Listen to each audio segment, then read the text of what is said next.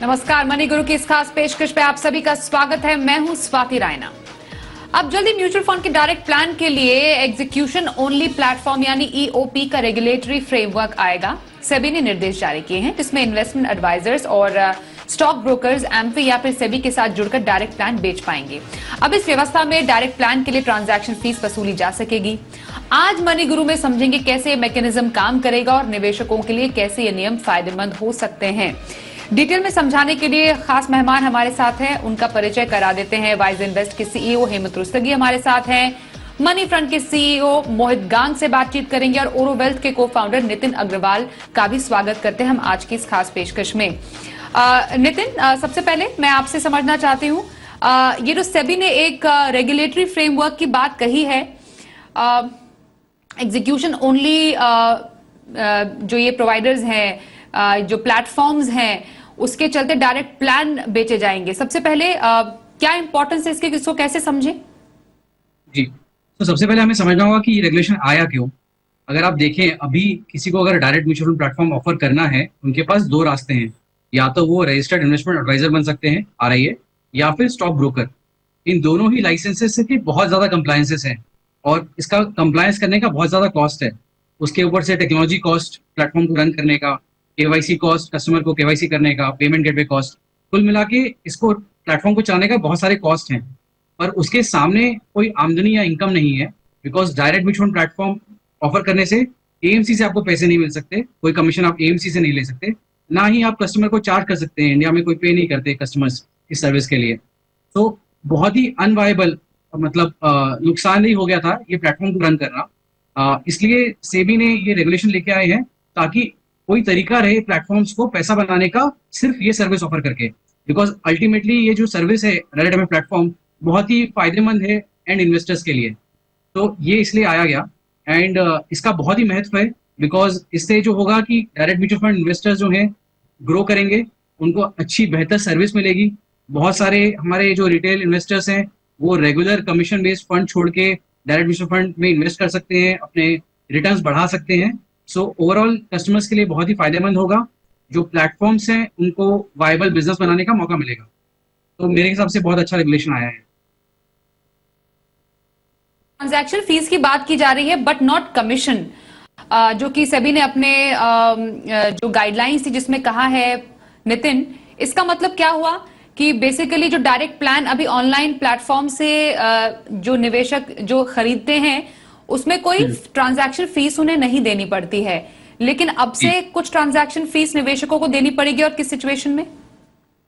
तो उसके दो ऑप्शन बताए हैं सेबी ने। एक तो ये ऑप्शन है कि इन्वेस्टर से पैसे लिए जाएं। अभी तक फाइनल रेगुलेशन आया नहीं है, बट जो आने वाला है वो ऐसा है कि उनको कुछ फीस लग सकता है, कि से 50 रुपए पर ट्रांजैक्शन या 100 रुपए पर ट्रांजैक्शन या 10 रुपए पर ट्रांजैक्शन। एक तरीका ये है कि इन्वेस्टर से फीस ली जाए। दूसरा तरीका जो सेबी ने दिया है कि ये फीस इन्वेस्टर ना दे, निवेशक ना दे, एएमसीज दे। सो मेरे हिसाब से बहुत ज्यादा प्लेटफॉर्म एएमसी से टाइप करेंगे, तो ये फीस जो है एएमसी से ली जाएगी और इन्वेस्टर निवेशक को कोई ज्यादा फर्क नहीं पड़ेगा मेरे हिसाब से। मोस्ट जो अधिकतर जो प्लेटफॉर्म्स हैं वो एएमसी से जाके टाइप करेंगे और ये फीस एएमसी से चार्ज करेंगे, जो दूसरा कैटेगरी सेबी ने दिया है इस रेगुलेशन के अंदर। अभी जो ज्यादातर ऑनलाइन प्लेटफॉर्म्स है, जितना नितिन हम समझ पा रहे हैं, वो क्लाइंट से सीधे डील करते हैं, मतलब एज स्टॉक ब्रोकर एजेंट हम कहें। आप कह रहे हैं कि ऐसा हो सकता है कि ज्यादा से ज्यादा जो प्लेटफॉर्म्स हैं वो एएमसी से टाइप करना, ज्यादा स्टॉक ब्रोकर एजेंट हम कहें। आप कह रहे हैं कि ऐसा हो सकता है कि ज्यादा से ज्यादा जो प्लेटफॉर्म्स हैं वो एएमसी से टाइप करना ज्यादा पसंद करेंगे। ऐसा क्यों? एएमसी से टाइप करने का फायदा क्या होगा इन प्लेटफॉर्म्स को? जी, दो रीजन है इसके। एक तो ये है कि निवेशक से, डायरेक्ट निवेशक से पैसा लेना बहुत कठिन होता है। आपको पहली बात तो उनको मतलब बताना पड़ेगा कि आप उनसे पैसा चार्ज कर रहे हो। उनको पैरेलली जो कोई दूसरा प्लेटफॉर्म होगा वो फ्री में देगा, तो वो आपके पास क्यों आएगा? अगर किसी उसके पास ऑप्शन है जहाँ कहीं और फ्री मिल रहा है, किसी दूसरे प्लेटफॉर्म अगर एएमसी से टाइप किया है तो। दूसरा है जो पूरा कलेक्शन है पेमेंट का, इतने सारे निवेशकों से, वो भी बहुत मुश्किल टास्क है, उनसे बार बार पैसे मांगना। तो मेरे ख्याल से सारे प्लेटफॉर्म प्रेफर करेंगे कि एएमसी से टाइप करें और एएमसी से पैसे लें और निवेशक को ये सर्विस फ्री में ही मिले। ओके, तो बेसिकली निवेशकों पर ज्यादा बोझ नहीं पड़ेगा इसका, क्योंकि जब हम बात करते हैं डायरेक्ट प्लान की तो एक धारणा मन में है निवेशकों की कि डायरेक्ट प्लान में कोई फीस नहीं देनी पड़ती और रेगुलर के मुकाबले ये सस्ता होता है। क्या इस पे कोई इम्पैक्ट तो नहीं पड़ेगा नितिन? देखिए, रेगुलर से तो ये बहुत सस्ता रहेगा। अगर फीस रहेगी भी तो मेरे ख्याल से बहुत छोटी फीस रहेगी। रेगुलर में फीस जो होती है वो परसेंटेज में होती है, 1% पर एनम जैसी फीस होती है। यहाँ पे जो फीस की बात हुई जा रही है वो बहुत ही छोटी फीस है। अगर वो मतलब रेगुलर के सामने तो काफी सस्ता रहेगा ही रहेगा।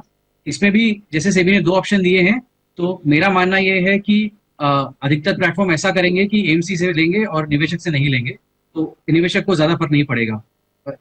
इसके आने से डायरेक्ट का जो मार्केट है वो बढ़ना ही चाहिए, डायरेक्ट म्यूचुअल फंड का।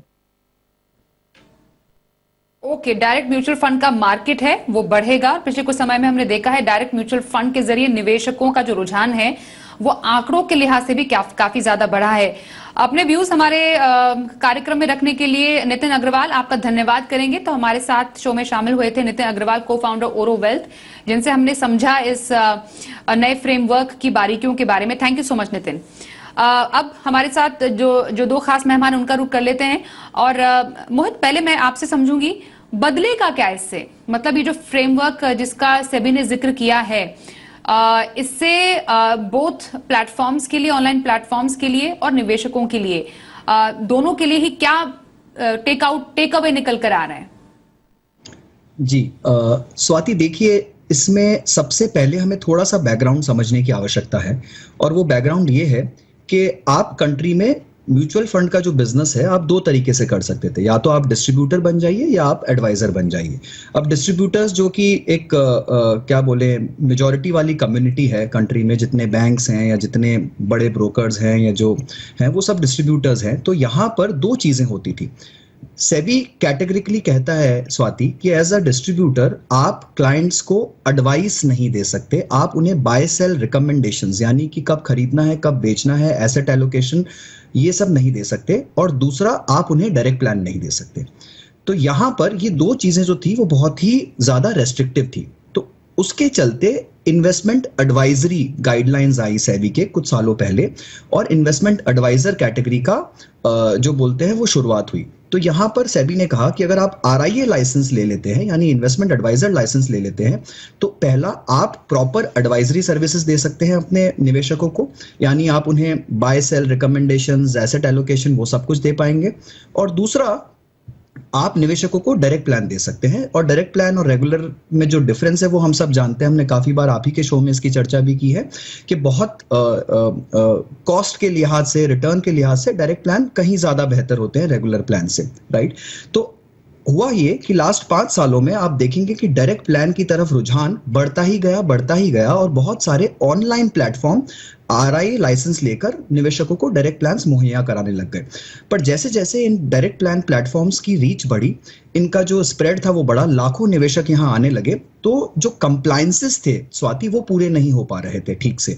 यानी आप हर क्लाइंट को इंडिविजुअलाइज्ड रिकमेंडेशन, एसेट एलोकेशन वो सब नहीं दे रहे थे, वो डिजिटली दिया जा रहा था। तो सेबी ने इसके चलते जब ये देखा कि ये प्लेटफॉर्म्स की रीच बहुत बढ़ गई है और बहुत सारे निवेशक अब इन प्लेटफॉर्म्स को यूज करके डायरेक्ट प्लान में निवेश कर रहे हैं, बट उन्हें प्रॉपर एडवाइजरी भी नहीं मिल पा रहा है, डिजिटल एडवाइस मिल रहा है सिर्फ, तो सेबी ने यहाँ पर एग्जीक्यूशन ओनली प्लेटफॉर्म्स की एक नई श्रेणी लाने की बात कही है। तो वो ऐसे प्लेटफॉर्म्स होंगे जो कि फुल फ्लेजेड एडवाइजरी नहीं देंगे, आपको सिर्फ डायरेक्ट प्लान में एग्जीक्यूशन सर्विसेज मुहैया कराएंगे। तो इससे निवेशकों को तो फायदा होगा ही होगा, बिकॉज उन्हें डायरेक्ट प्लान्स जो है वो पहले भी मिल रहे थे और अभी भी मिलते रहेंगे, बट अभी और ज्यादा अच्छी तरीके से, क्योंकि उनके प्लेटफॉर्म्स के पास में एक अर्निंग का सोर्स आ गया है। अब तक इन प्लेटफॉर्म्स के पास में कमाई का कोई जरिया नहीं था स्वाति, क्योंकि उन्हें कमीशन इनकम नहीं मिलती थी फंड हाउसेस से। और इंडिया में जैसा कि बहुत ही पॉपुलर है कि इंडिया में निवेशक इतना ज्यादा पैसा देते नहीं हैं एडवाइस के लिए। तो यहाँ पर अब एक कमाई का जरिया बना दिया है सेबी ने ऐसे कि आपको एएमसीज के जरिए कुछ मिल सकता है, या फिर आप उन क्लाइंट्स को चार्ज कर सकते हैं। और आपकी जो कंप्लायंसेस थे जिसका कॉस्ट बहुत हाई था उसको सेबी अब कम कर देगी एक नई रेगुलेशन के द्वारा कि आप एग्जीक्यूशन ओनली प्लेटफॉर्म बन जाइए और कंप्लायंसेस भी कम हो जाएंगे। तो मुझे लगता है ये विन विन है, इंडस्ट्री के लिए एक बहुत बड़ा स्टेप है। डायरेक्ट प्लान का अगर आप प्रपोर्शन देखेंगे तो बढ़कर 48% पर आ चुका है अभी। लास्ट 5 सालों में इसमें बहुत बढ़ोतरी हुई और मुझे लगता है कि ग्लोबली जो पैटर्न है उसके चलते बहुत जल्दी डायरेक्ट प्लान रेगुलर प्लान से बहुत बड़ी कैटेगरी बन जाएगा। ओके हेमंत जी, निवेशकों के लिए क्या प्लस पॉइंट इसमें हम समझें? डेफिनेटली चलिए, ऑनलाइन प्लेटफॉर्म के लिए अच्छा है, कंप्लायंसेस उनके कम हो गए, आप रजिस्टर कीजिए, उनको ट्रांजैक्शन फीस भी अब वो ले सकते हैं जो पहले आप नहीं ले सकते थे अपने किसी भी ट्रांजैक्शन के लिए।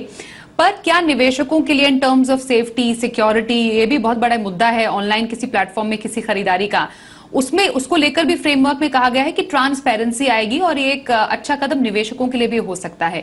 तो इसमें एक निवेशक क्या ब्राइट पॉइंट ढूंढे? आई थिंक स्वाति बिल्कुल सही है। आई थिंक अगर जिस तरीके से हमने ऑलरेडी बात की है, इसको कवर किया है, ये बहुत क्लियर है कि अभी तक जो हो रहा था इस एस्पेक्ट पे, जो इन्वेस्टमेंट होती थी डायरेक्ट प्लान में, कोई रेगुलेशन नहीं था। आई थिंक बहुत इंपॉर्टेंट था सेबी के पॉइंट ऑफ व्यू से और इन्वेस्टर्स के पॉइंट ऑफ व्यू से कि इसके ऊपर रेगुलेशन आए। अभी एकदम क्लैरिटी है, कुछ चीजों की क्लैरिटी है। देखिए, एक तो ट्रांसपेरेंसी आएगी। यस, जैसा मोहित ने बिल्कुल सही कहा कि अभी इनके पास कोई कमाई का जरिया है तो वो अच्छे से चलेंगे। वो ईज ऑफ बिजनेस की जो बात की है ईओपीज के लिए, आई थिंक सेबी ने, वो बिल्कुल सही है, वो होगा। दूसरा, कुछ एस्पेक्ट के ऊपर बात की जाएगी इस रेगुलेशन में। जब वो डिटेल रेगुलेशन आएंगे हम देखेंगे कि साइबर सिक्योरिटी के पॉइंट ऑफ व्यू से क्या क्या प्रोविजन है। At the end of the day I think वो भी एक बहुत ही इंपॉर्टेंट एस्पेक्ट है। क्लैरिटी आ जाएगी कितनी फीस आप दे रहे हैं, और जो ग्रीवेंस मैकेनिज्म है जो शायद पहले उतना क्लियर नहीं था या नहीं था कह सकते हैं आप, वो अभी एकदम क्लियर होगा। तो एज एन इन्वेस्टर जब आप चूज करते हैं कि आप किसी ईओपी के थ्रू इन्वेस्ट करेंगे, आपको पता है कि आपको कितनी फी पे करनी है, वो एकदम उसमें ट्रांसपेरेंसी होगी। साइबर सिक्योरिटी के ऊपर फोकस होगा तो जाहिर सी बात है कि वो जो इश्यूज आते हैं वो सिक्योरिटी के वो निकल जाएंगे, और आपको पता है एग्जैक्टली क्या एक्सपेक्ट कर सकते हैं, क्या एक्सपेक्ट नहीं कर सकते। तो और आप पे कोई ग्रीवेंस है तो आपको पता है वो भी इसमें आप पे रिजॉल्व होंगे। तो इन्वेस्टर्स पॉइंट ऑफ व्यू से स्पेशली वो जो डायरेक्ट प्लान में इन्वेस्ट करना चाहते हैं ईओपीज के थ्रू, उनके लिए मुझे लगता है ये बिल्कुल टाइमली एक्शन है सेबी का, और इसकी बहुत जरूरत थी। और डेफिनेटली इसमें सभी के लिए कुछ है। रेगुलेटरी पॉइंट ऑफ व्यू से obviously we are more comfortable कि हमने इसको रेगुलेट किया। ईओपीज के लिए एक बिजनेस मॉडल बनता है, और इन्वेस्टर्स के लिए बहुत ज्यादा क्लैरिटी आती है और प्रोटेक्शन मिलती है। ये निवेशक on the face of it Hemant ji ये शायद समझना चाहेंगे कि रेगुलर और डायरेक्ट में फिर अंतर जो यूजुअली होता था वो लागत का होता था। एक्सपेंस रेशो की चलिए एक अलग बात हो गई, पर अगर डायरेक्ट प्लान के लिए भी वो कुछ अमाउंट दे रहे हैं तो वो एक कितना डिफरेंस क्रिएट करेगा इस पूरे न्यू रेगुलेटरी फ्रेमवर्क में? इंपॉर्टेंट चीज है, सेबी चेयरमैन ने बहुत क्लियरली कहा है कि इसमें कुछ चार्जेस मिलेंगे, ट्रांजैक्शन चार्जेस, बट जो ब्रोकरेज टाइप स्ट्रक्चर है वो डेफिनेटली इसमें नहीं आएगा। वो क्लैरिफाई हुआ है। ऑफ कोर्स ज्यादा डिटेल बाद में आएंगे कि किस तरह की कैप है, किस तरह के चार्जेस होंगे। तो वो अगेन उसका इम्पैक्ट कितना आपके ऊपर पड़ेगा, देखिए बिल्कुल अगर आप पहली सिचुएशन से कंपेयर करेंगे तो डेफिनेटली एज एन इन्वेस्टर आपके ऊपर एडिशनल कॉस्ट आएगा। पहले आप कुछ भी कॉस्ट आप इनकर नहीं कर रहे थे जब आप डायरेक्ट में इन्वेस्ट कर रहे थे। अब उसका impact in terms of percentage कितना आएगा वो डिपेंड करेगा आप किस तरह की इन्वेस्टमेंट करते हो, एसआईपी ट्रांजैक्शन पे किस तरह के चार्जेस होते हैं, लमसम के किस तरह के चार्जेस होते हैं, किस तरह की क्या बनती है। तो मान लीजिए अगर हम बात करते हैं कि 50 रुपए पर ट्रांजैक्शन है और आपकी एसआईपी अगर मान लीजिए 1000 रुपए की है और पर ट्रांजैक्शन आप पे कर रहे हैं तो वो फिर 5% हो जाता है। तो आई थिंक थोड़ी क्लैरिटी आएगी, देखना होगा, और उसका इम्पैक्ट आपके पोर्टफोलियो पे कितना पड़ेगा वो ऑल डिपेंड करेगा किस तरह के चार्जेस है, किस तरह की कैप है, और एज एन इन्वेस्टर आपकी इन्वेस्टमेंट कितनी रेगुलरली और किस तरह से आप इन्वेस्ट कर रहे हो, इन सब चीजों के बाद ही आपको क्लैरिटी मिलेगी। बट डेफिनेटली पहले जो आप बिल्कुल भी कॉस्ट नहीं पे कर रहे थे वो नहीं होगा, डेफिनेटली कुछ चार्जेस है, बट जैसा क्लैरिफाई किया सेबी ने कि ब्रोकर टाइप स्ट्रक्चर नहीं होगा, शायद तब भी आपके चार्जेस जो है वो ब्रोकर से कम होंगे, लेकिन कितने होंगे, किसके ऊपर कितना इम्पैक्ट होगा वो डिपेंड करता है जब और क्लैरिटी इसके ऊपर। ओके मोहित, एक वेरी क्विक आंसर इस पे मैं जानना चाहती हूँ, जो कैटेगरी और कैटेगरी 1 और कैटेगरी 2 की बात यहाँ पर की गई है, इधर आप एएमसी के साथ रजिस्टर कीजिए और एएमसी आपको जो भी इसकी लागत होगी या ट्रांजैक्शन चार्ज वो उसकी भरपाई एएमसी करेगी, पैसे आपको एएमसी देगी, आप उससे ले सकते हैं, डील करें। कैटेगरी 2 में सीधे आप एजेंट के तौर पर आप सीधे निवेशक से पैसे क्लाइंट से पैसे ले सकते हैं। तो जो अभी मौजूदा व्यवस्था है या जो जितने प्लेटफॉर्म्स है वो प्रेफर क्या कर सकते हैं? स्वाति, मुझे लगता है कि ये बहुत ही एक तरह से क्लियर है कि जितने भी मौजूदा प्लेटफॉर्म है वो अभी फिलहाल सर्विसेज फ्री दे रहे हैं सारे क्लाइंट्स को, राइट? तो उनके लिए अभी ये कहना कि मैं क्लाइंट्स को चार्ज कर लेता हूँ, देर आर बहुत ही कम ऐसे प्लेटफॉर्म्स हैं जो कि क्लाइंट्स को एक फ़ी चार्ज करते हैं, कुछ बेसिक ट्रांजैक्शन फ़ी जैसे बोल लीजिए।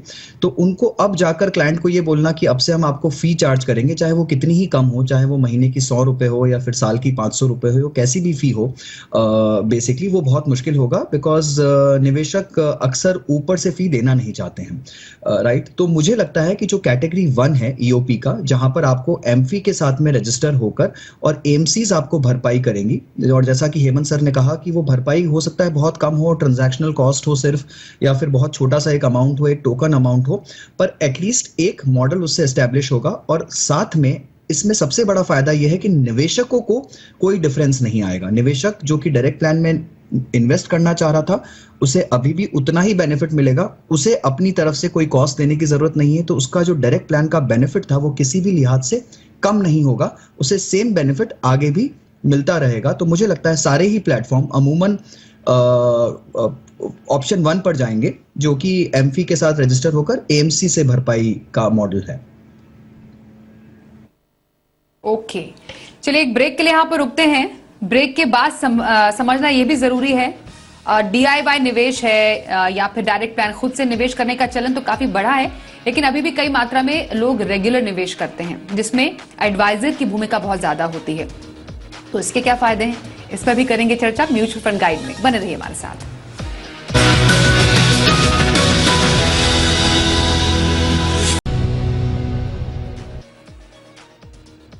म्यूचुअल गाइड में समझेंगे डायरेक्ट प्लान और रेगुलर प्लान्स के बारे में, क्या है दोनों में निवेश की प्रक्रिया। काफी हद तक हम डायरेक्ट प्लान पर चर्चा ब्रेक से पहले करते आ रहे हैं। हेमंत रुस्तगी हमारे साथ है और मोहित गांग से हम कर रहे हैं खास बातचीत। हेमंत जी, डायरेक्ट प्लान में तो चलिए रुचि बढ़ी है लोगों की, लेकिन रेगुलर प्लान का एक बहुत बड़ा जो हम कह सकते हैं फायदा भी है, वो ये कि इसमें एडवाइजर की भूमिका होती है। अब हर बार खुद से निवेश करना शायद बेनिफिशियल हर किसी के लिए ना हो, खुद से फैसले में कई बार गलती भी हो जाती है। जब आपके साथ एक सलाहकार होता है, उसकी सलाह होती है, तो जो कठिन मोड़ है उसमें वो आपकी मदद जरूर करता है।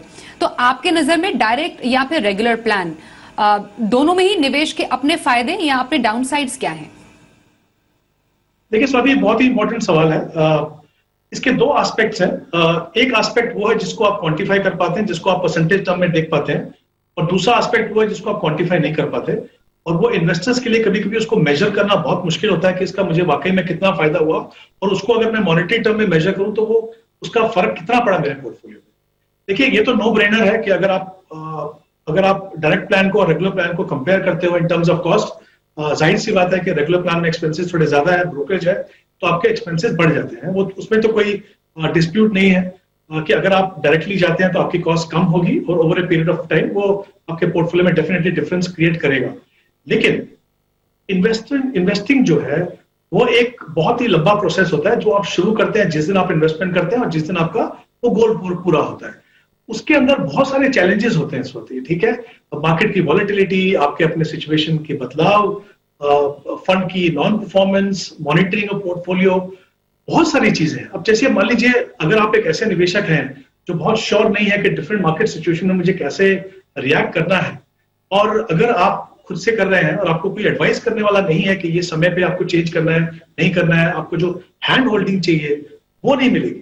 अब होता क्या है कि जब आप रेगुलर में जाते हैं, मान लीजिए आपकी हैंड होल्डिंग होती है और आप इक्विटी में बने रहते हैं, अपनी एसेट एलोकेशन को बदलाव नहीं करते हैं, शायद वो आप 6 महीने 1 साल के बाद भूल जाते हैं कि आपके जो भी जिन्होंने आपको एडवाइस किया उसका फायदा आपको क्या हुआ। जैसे मैंने पहले कहा, हर चीज को आप क्वांटिफाई नहीं कर पाते, लेकिन द फैक्ट इज अगर आप एक ऐसे निवेशक हैं जो जानते हैं कि किस तरह की इन्वेस्टमेंट मुझे करनी है, किस तरह से मुझे बदलाव करने हैं, तो जाहिर सी बात है आपके लिए डायरेक्ट प्लान बहुत अच्छी है। बट अगर आप नहीं है, और ऐसा नहीं है कि आप जानकार है तब भी आपसे गलतियां नहीं होंगी। गलतियां कैसे होती है मैं आपको बताता हूँ। मॉनिटरिंग करनी है, कहीं आपने उसको बहुत आराम से ले लिया, चलिए थोड़े दिन के बाद करेंगे, या चेंजेस करने हैं, आपको डर लगता है, तो जो चीज आप क्वांटिफाई नहीं कर पाते शायद आज, लेकिन उसका पोर्टफोलियो पे बहुत असर होता है। तो आपके लिए कॉस्ट जरूर है, लेकिन अगर आप ऐसे निवेशक हैं, आप श्योर नहीं है कि आपको किस तरह से इन्वेस्टमेंट करनी है, किस तरह से बदलाव करने हैं, किस तरह से फंड को मॉनिटरिंग करनी है, तो मुझे लगता है डेफिनेटली इट मेक सेंस कि आप वहां पे जाएं जहां पे आपको सलाह मिले, जहां पे आपको गाइडेंस मिले, और वो trust me over a longer period जो आप कॉस्ट बचाते हैं उससे कहीं ज्यादा फर्क होगा। देखिए, जब हम कंपैरिजन करते हैं ना कॉस्ट डायरेक्ट और इसका, तो हमें क्लियर कंपैरिजन दिखता है कि भाई यहाँ पे कॉस्ट है, रिटर्न बेहतर होगा, लेकिन क्या वो रिटर्न हर इन्वेस्टर को मिला, क्या वो इन्वेस्टर निवेशक बना रहा, क्या वो अपने फंड में बना रहा कि नहीं, वो किसी को मालूम नहीं। आई थिंक मुझे लगता है कि हर इन्वेस्टर को अपनी खुद की कैपेबिलिटीज एबिलिटीज को देखना चाहिए और उसके बाद डिसाइड करना चाहिए, क्योंकि ऐसा नहीं है कि आप कैपेबल नहीं है और आप पैसा बचाने के चक्कर में आप बहुत बड़ा कंप्रोमाइज अपने पोर्टफोलियो पे और अपने फाइनेंशियल फ्यूचर पे आपको करना पड़ सकता है। तो आई थिंक इंपॉर्टेंट है कि इसी पर एक व्यू मोहित से लूंगी। हाँ बिल्कुल, मोहित से मैं भी इसी पे आपके पॉइंट्स पर व्यू लूंगी। मोहित, आप क्या समझते हैं? हो सकता है कि आपके व्यूज थोड़े डिफरेंट हो, कि रिटर्न थोड़ा सा ज्यादा रिटर्न या कम लागत के चलते ही ये एक बहुत बड़ा रीजन हो सकता है कि आप डायरेक्ट प्लान में निवेश करें, और एडवाइजर की जो भूमिका है उसको टोटली आप थोड़ा सा इग्नोर कर दें। स्वाति, देखिए, इस विषय पे बहुत सारा रिसर्च हो रखा है ग्लोबली, राइट? और म्यूचुअल फंड में एक ही ऐसा वेरिएबल है, बहुत सारे वेरिएबल होते हैं बट एक ही ऐसा वेरिएबल है जो over a very long term आपके परफॉर्मेंस को डिटरमिन करता है एक सही मात्रा में। और ये actually mathematical research, statistical research है। इसका मैं सूत्र भी बाद में शायद डाल दूंगा ट्विटर पे आपके हैंडल पर। तो वहां पर ये बताया गया है कि एक्सपेंस रेशियो एक ऐसा वेरिएबल है जिसे आप कंट्रोल कर सकते हो। बाकी कोई भी जो वेरिएबल है कि फंड मैनेजर कैसा परफॉर्म करेगा, फंड कैसा परफॉर्म करेगा, कौन से मार्केट साइकिल में क्या अच्छा चलेगा, क्या नहीं चलेगा, आपको कब अंदर जाना है, कब बाहर आना है, ये सारे वेरिएबल्स बहुत सब्जेक्टिव है। इसमें कोई भी अच्छा कर सकता है, कोई भी खराब कर सकता है, किसी भी साइकिल में ये कहीं पर भी तख्ता पलट सकता है। एक ही ऐसा वेरिएबल है जो कि पूरी तरह से आपके कंट्रोल में है और जो फंड की परफॉर्मेंस को बहुत ज्यादा डिटरमिन करता है, वो है एक्सपेंस रेशियो। इसी का कारण है कि अगर आप देखेंगे ग्लोबली एक्टिव से पैसिव की तरफ भी दुनिया मूव कर रही है, बिकॉज एक्सपेंस रेशियो एक बहुत बड़ा पैरामीटर है किसी भी परफॉर्मेंस के लिए और आपके भविष्य के रिटर्न्स के लिए, आपके वेल्थ क्रिएशन के लिए। तो मैं पूरी तरह से उस खेमे में हूं स्वाति, जहां पर मुझे लगता है कि हर निवेशक को एक बार एक बेसिक अंडरस्टैंडिंग आ जाए। देखिए, आपका पैसा है, अगर आप थोड़ा सा पढ़ाई कर थोड़ा सा रिसर्च कर नहीं डाल रहे हैं और आप अपनी हार्ड अर्न्ड कमाई को ऐसे ही लगा रहे हैं, तो वैसे भी आप गलती कर रहे हैं, राइट? चाहे वो आप डिस्ट्रीब्यूटर के साथ कर रहे हो, चाहे वो एडवाइजर के साथ कर रहे हो। अगर आपने थोड़ा सा खुद से पढ़ाई नहीं किया है, रिसर्च नहीं किया है, ये आपका मेहनत का पैसा है, तो आप थोड़ा सा पढ़ लीजिए, थोड़ा सा जानकारी रखिए। और इतनी अच्छे प्लेटफॉर्म्स आजकल अवेलेबल हैं कंट्री में, इतना अच्छा रिसर्च वो देते हैं अपने प्लेटफॉर्म पे, इतनी अच्छी रिपोर्टिंग, इतना अच्छा एनालिटिक्स आपको मिलता है, इतना ईज ऑफ एग्जीक्यूशन है वहां पर कि कोई कारण नहीं है किसी निवेशकों को कि वो डायरेक्ट प्लान्स ना अपनाएं। अगर आप बहुत ही रिमोट लोकेशंस में रहते हैं जहां पर आपको अच्छी बेसिक सुविधाएं नहीं मिलती है, आपकी अंडरस्टैंडिंग बहुत ही वीक है, आप मान लीजिए कुछ ऐसे बैकग्राउंड से आते हैं जहां किसी ने निवेश कभी नहीं किया है और आपके लिए बहुत शुरुआती है, तो चलिए मैं समझ सकता हूं कि आपको एक थोड़ी सी बेसिक हैंड होल्डिंग की जरूरत है। और वहां पर शायद, जैसा कि रुस्तगी जी बोल भी रहे हैं, एक डिस्ट्रीब्यूटर की आवश्यकता हो सकती है। बट जहां तक बात है, आपने 2-3 साल का अगर अनुभव ले लिया है निवेश का, तो कोई कारण नहीं है कि आप रेगुलर में बने रहें। आपको जितना जल्दी हो सकता है डायरेक्ट में मूव कर ज्यादा रिटर्न और एक लोअर एक्सपेंस रेशियो की तरफ मूव करना चाहिए, और ऐसा मुझे पूरी तरह से लगता है स्वाति। जैसे म्यूचुअल फंड की बहुत सारी कैटेगरीज हैं, हर एक निवेशक के लिए कुछ ना कुछ है, वैसे ही ये जो दोनों वेरिएंट है म्यूचुअल फंड में निवेश के, चाहे वो डायरेक्ट हो चाहे वो रेगुलर है, दोनों में हमेशा ही टेकर्स हमेशा रहेंगे। एक वो धड़ा जो कि चाहता है कि उनको निवेश जो सलाहकार है वो गाइड करें और वो गाइडेंस के चलते आगे बढ़े, और एक वो भी होंगे जो DIY निवेश या फिर डायरेक्ट प्लान में ज्यादा रुचि रखते हैं। मतलब शायद ऐसा कभी नहीं हो सकता है कि वो कोई एक पूरी तरह खत्म हो जाए। तो ये अच्छी बात है, लोग खुद से अवेयर होकर डायरेक्ट प्लान में निवेश कर रहे हैं, और ये भी अच्छी बात है कि फाइनेंशियल सलाहकार की मदद लेकर वो अपनी फाइनेंशियल जर्नी को आगे भी बढ़ा रहे हैं। बहुत धन्यवाद करेंगे हेमंत जी और मोहित, आप दोनों का हमारे साथ आज मनी गुरु में शामिल होने के लिए। आज के शो में बस इतना ही, रुकते हैं ब्रेक के लिए, देखते रहिए सी बिजनेस।